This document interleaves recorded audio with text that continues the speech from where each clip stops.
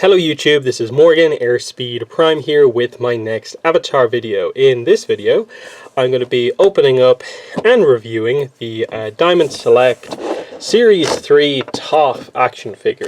Obviously these come in relatively big boxes, so I can't really show it too well in the kind of space where I usually do my reviews.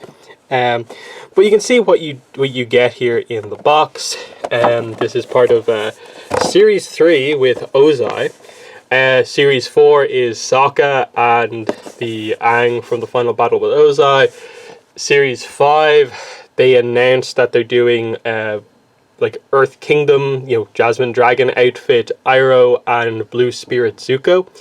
And there is going to be a Series 6, but they haven't yet announced who the characters are, is my understanding on that. So yeah, this is Series 3. Like I said before, my plan is that I'm pretty much done with Diamond Select. Like, the main reason I have this is because my parents went away and they happened to find this, and they kind of messaged me like, hey, there's an Avatar figure here, do you have this one? I'm like, no, okay, why not? So just randomly happened to kind of get this one.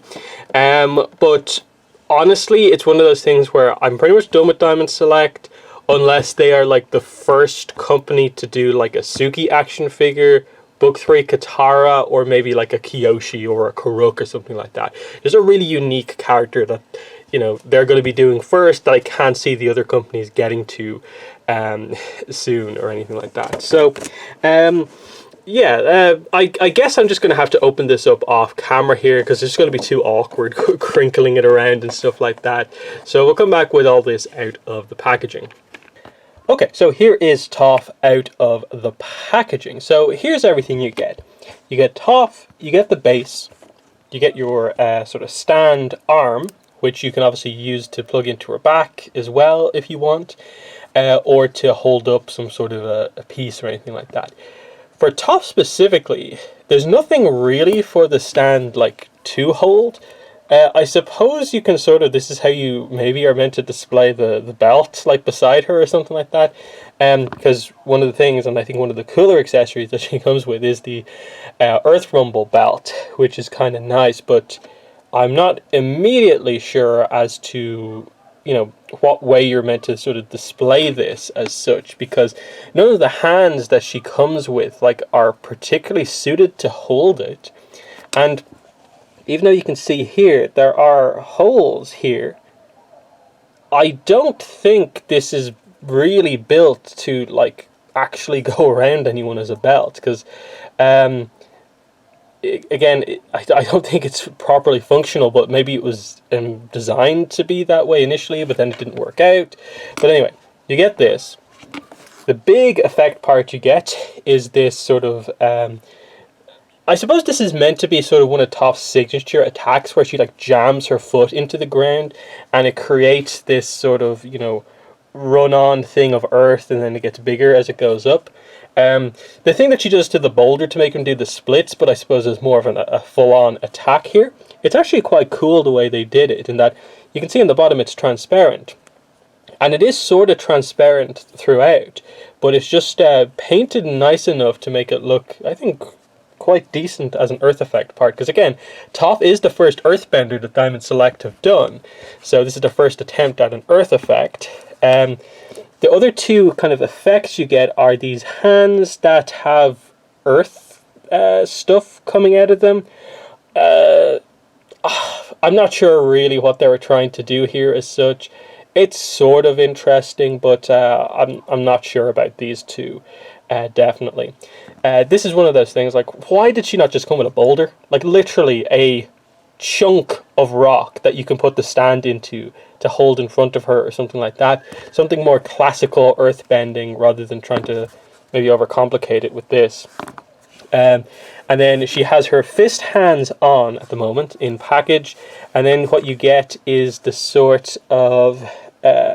fingers together kind of martial arts, and you get the splayed out hands as well for different bending poses.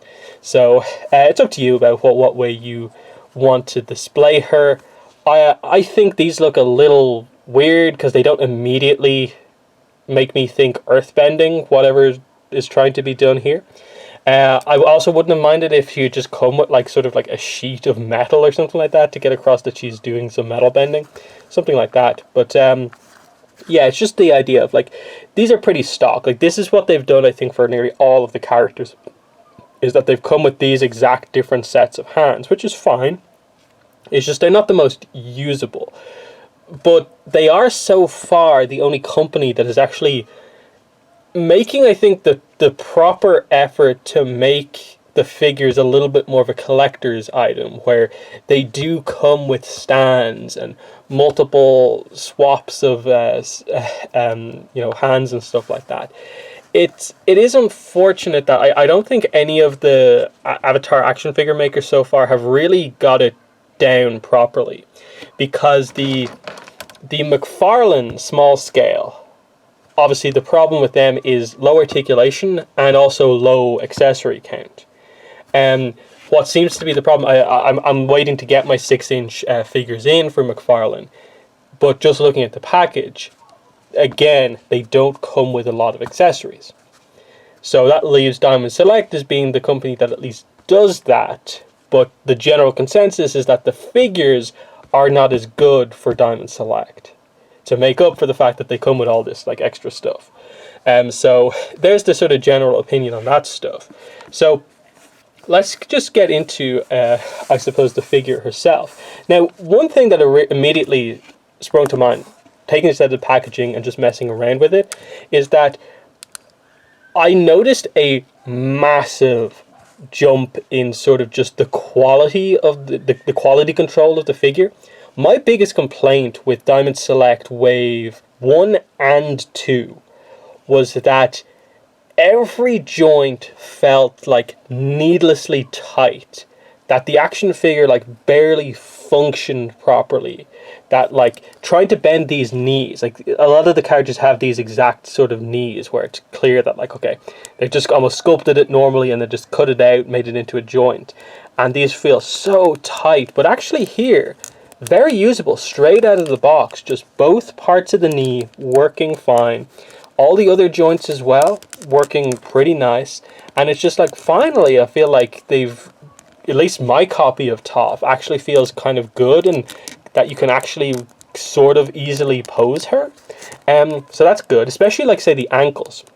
I thought the ankles felt really fragile on the other characters, but they're just kind of smooth and they work kind of nice here on Toph. Even the elbows, which have been the thing that I hate the most about these figures, it's still not great, and I think Toph is an unfortunate situation where, just because of the way her outfit is, under 90 degrees is the most you're ever going to get. But it feels like this is already a little bit of an improvement, where on some of the other characters, you couldn't barely get 45 degrees out of the elbow. Like, you could barely get it there. But with Toph, it does easily kind of go quite up to the kind of sleeve here. So that seems to be a kind of slight improvement already, of just I think what happened with the other figures was that they made the joint go, I think, maybe too far into sort of the cavity of the upper part of the arm. So it was super hindered from the get-go. Whereas here, even though it goes into a kind of big sleeve, they haven't like indented it too much, so it gives you most of the range of the elbow. It still feels rather ineffective for a character who is a martial artist, who you want to be doing quite expressive posing with the hands. But like I said, the general quality of the joints, even like the little ones here, feel quite nice. Whereas in previous figures, I hesitated even changing the hands. It actually feels like, no. It works here. It actually does properly work, just exchanging these out. And I don't really feel like I'm going to break this one. Whereas, Wave 2, Book 1 Aang here, or like a Wave 1 figure like Katara, I really felt like it's so close to me breaking these figures. Again, here's probably the example of the elbows. Like, again, just pretty easy. Like, that's the effective range of the joint without forcing it. It's bumping up against the kind of sleeve part here. So you can see really poorly designed there. Can't get anywhere near 90 degrees. This one you can, even though Toph's outfit probably restricts articulation even more. Yeah, she does have the waist and the shoulder, of course. With Toph, I actually find the shoulders are maybe a little bit limiting, just because the top of her outfit sort of flares out a little bit, so it means that like it does rub up against this part. This maybe needed to be made of like just the edges here of a little bit flexible material, and this is where Toph really could use one of those sort of like inward-outward shoulder joints that some higher quality action figures have, because it feels like you can only kind of pose her like arm there instead of like straight out. Like it's always pointing out this way. But you know, it's just a weird one. There's the peg in her back to put the stand in if you want to do it. But like you can see there, because the joints actually feel better this time out, I don't feel like I have to do the whole, you know, stand into the back of the figure on top. I feel like I can just like plug her foot into the stand, and that's kind of good enough to kind of keep her up. So that is good. I wasn't expecting to see that kind of jump in quality, definitely. So let's just quickly try one of these effect parts ones with the other hand, just to see what it looks like. So you can see, because of the limitations of it, it's just kind of like, what exactly is this meant to be? Because like we never really see earthbenders kind of like do something like this, where they've just got these like jagged small bits of earth and they're just like shooting it out like this. It feels like what they're trying to do here is like the fire shot effect parts from some of the firebender characters, but it doesn't work, I think, for Earth. Earth, because there is just that sense of you're throwing rocks at people, you have to do something like this, where you have the character sort of you know, standing in front of this, making this earth kind of ramp happen, or that it's just a big chunk of rock in front of her that you pose her like she's making that happen. So they still haven't quite got that right. And that's why I'm wondering, like, the Diamond Select statues they've done, Aang, Katara, Zuko is out this week, over the next few weeks. I hope the fourth one of them is Toph, so we can get to see how they do on a kind of fancy statue earth effect parts that work a little bit better than this. Because, like, if they ever get around to doing, for instance, say, like, Boomy, I would definitely want more standard earth. I get with Toph, you know, you do the thing in the ground, that's more representative of her in those sort of earlier episodes. But I don't think these hand earth effect parts work all that well. So there's that. Other than that, like, again, I don't even think these get too much in the way. Toph feels like relatively nicely designed, where like these really do get out of the way quite nicely. They're not as thick as, say, Katara's one. Again, it doesn't come down as much and it doesn't go over at the side as much, but you can see sort of part of the problem there is that with Toph, they leave it completely open here at the side, so you can have her leg go all the way out to the side. With Katara, they probably didn't need to do that. Just leave that opening on the side that little bit more, make this material a little bit thinner just to help the articulation. And I think they got it right on the top here. So that leaves the sort of elephant in the room, that being the size of her head. Now this was a little bit of a sort of controversial topic in that, like, months ago when this figure was first revealed and we first got our pictures of it, the first thing that I said about Toph was that I think the head looks massive compared to the size of her body in this image. When they put out sort of finalized pictures of like the final product, I was like, it looks a little bit better, but it still, to me, looks too big. And then getting it in hand and then opening it up, my impression was like, this looks more like the earlier pictures than the later pictures. And maybe that's just the thing of it being in hand. But I still think her head looks far too big compared to her body, by quite a distance. And when you compare it to like Katara, who looks quite natural there, even Aang looks quite natural there, apart from the expression. I think Toph, given that how much smaller she is than Katara, the head does look too big. Now, I'm not just saying that, I actually did some measurements. So I compared the sort of measurements of Toph's head compared to her kind of shoulder, the width of her shoulders here, to Toph as she's presented in the sort of like general turnarounds in the art book. One of her main shots from her debut episode, the Blind Bandit, where she properly appears, and also how she looks on the cover for Toph Beifong's Metal Bending Academy. And yeah, the numbers work out in my favor as well, where the numbers tell me that they've made the head on this figure too big by a decent amount. So obviously the size of these images was all different, so this is done by ratio. So the way I did it was that I said that the width of the shoulders is is 1. That's the whatever distance that is 1. And I was comparing that set distance to basically the width of her face. So the edge of her eyes where they go into this part of her hair to here, and then also the height of her head from like just underneath here, the part of her headband, to her chin. So that was sort of the height and width of her face compared to the width of her shoulders in all of these images. And what I got was that it's actually very consistent across both Toph in the art book from the Blind Bandit episode and even this cover here. All very consistent, and it's, you know, like I said, it's done by ratio. So the width of her shoulders is 1. I get that the width of her face basically is 0.4. And then I get that the height of her face is either 0.67, 0.73, or 0.75. There's a little bit of variation with the comic being the one that's the highest, but in general it's quite close. With the figure, it's 1, 0.56 here, and then 0.96. So what that tells me is that the main problem with Toph is that her face is too long. The distance from here down to her chin is far too long.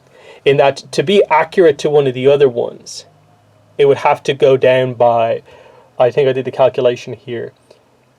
It's like half a centimeter. It's off by, I believe.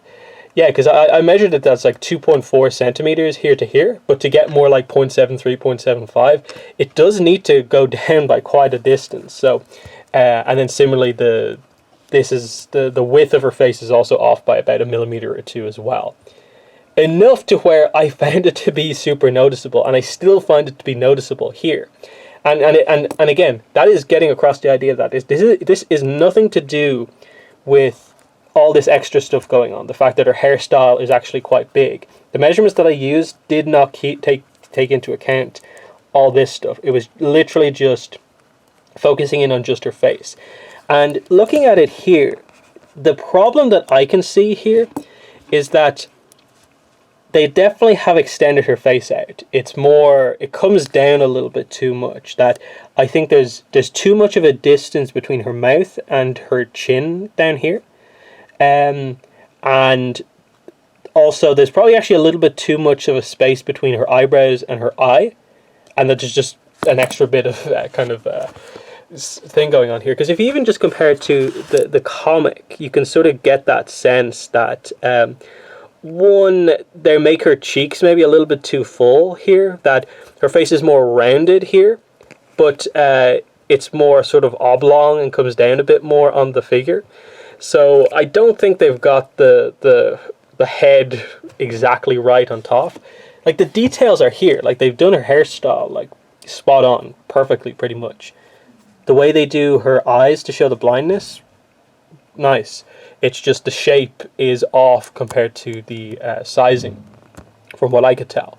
And then, like I said there, I did like four kind of measurements there, like the figure, and then Toph from 3 different sources of other like official visuals of her character, and it's off by a decent bit. And then maybe they have reasons for that. Maybe if they did it more accurately to size on a relatively small figure who also is one of the smaller figures in this size class, I'm guessing perhaps the details of her face wouldn't be able to be done as nicely because it would have been much smaller. because like you would be reducing, I suppose, the size of her face by roughly 20%. So I don't know. They could do it, I think, because they did like the Momo that came with the book one, so the book three Aang from wave one. They were able to do decent paint apps on a very very small figure as well. So I don't think that's really much of an excuse. It's just that again, people called out the second that this figure was announced that the head was too big, and it looks like they didn't listen. Similarly, the other thing, my other complaint about the upcoming figures was that the Sokka, the face, I thought just looked terrible. And that didn't get changed either. And from what I could tell, that was a pretty common. Like these were two relatively common criticisms of these figures, is just ignored from announcement to finalized product. So it is what it is. So yeah, I think that's mainly what I want to say here. I expected to come into this review and be pretty critical in that if the QC and the joints was the same as the previous ones, I would have been all but prepared to rip this figure apart for all but sort of the amount of accessories and just the general that it looks like Toph. The cool factor was with being the first ever Toph action figure, which is definitely a cool thing, that this was the first ever Katara action figure. This is the first ever Toph action figure, outside of the Funko Pops, of course, because they never got one in the original toy line. So having them both here in their first ever iterations is quite cool. And they both look, in general, good. But at least on my copy of Katara, joint QC, bit of a mess. And it's the same on my Aang, the same on my Zuko, the same on this Aang here, and the same on my Azula, which did come in. I know I haven't done a video on that. The exact same thing. But this Series 3 figure, QC seems better, and I'm not sure exactly why it feels so much better, but the tolerances just feel much nicer, to where it actually feels like an action figure. I can pose this in a way that quite quickly, whereas in the other figures I feel like I have to spend an afternoon trying to like adjust the joints in the right way I want them. But again, the same general issues of just a few points at which it needs a little bit more needs to be done with the articulation. Elbow still needs improvement. Shoulder on Toph specifically is not great. And there's not a lot of head motion like up and down and stuff like that. But the side to side is actually okay. But other than that, like, you know, the paint colors, it's nice. It's a nice representation of Toph. But like I said, just joint problems, head's too big, proven, and just the general, like, in hand, I don't think it feels as good as certain other action figures. That's why I'm actually really, really excited to get my my McFarlane 6-inch figures in. So that's the McFarlane figures, but at the same size scale as these. I really want to see how this manufacturer, this company, does while trying to have the same level of articulation as those figures. And if it feels good, I think they could end up being sort of the best so far. Again, I have not been able to get my hands on a best action figure yet from Loyal Subjects, so I have no in-hand sense for how those figures feel. I think they're more like this size scale, like the smaller scale McFarlane. But they have obviously much more articulation, so I'd be very interested to see what that's like. But for this video, that has been my review of the Series 3 Toph figure. So in the comments, let me know what your thoughts are, but that's been the video. Thanks for watching, and bye.